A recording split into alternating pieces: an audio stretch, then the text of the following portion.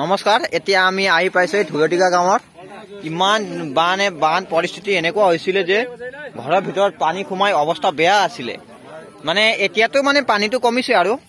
এতিয়া আমি ইয়াত এজন মানুহক খুদিব বিচাৰিছো এ ভাইটি ভাইটি ভাইটি হেৰি হেৰি হেৰি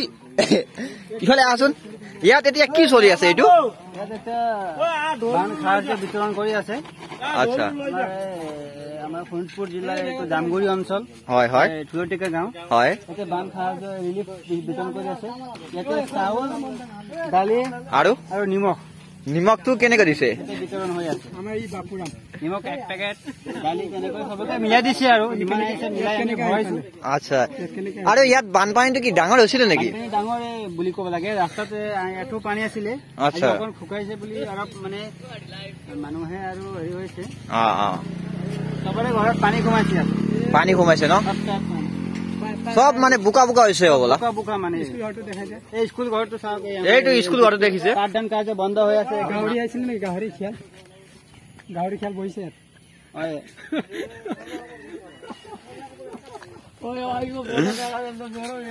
আৰু এইটো আপোনালোকে দেখিব পাই আছে যে ইয়াত মানে ৰিলিফ বিতৰণ কৰি আছে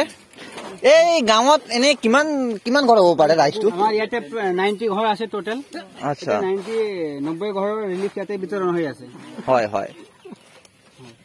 আৰু পানীটো মানে এতিয়া যথেষ্টভাৱে কমি আছে এটা কমি আছে পানী এইবিলাক সব গৰুচুৰ এইটো দেখি আছে কোনফালে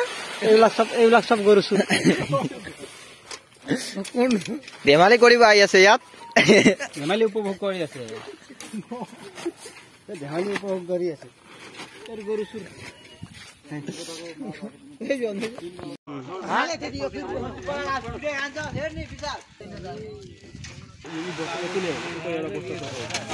एउटा बस्ता मात्रै छोड्दै चामल हाल्नु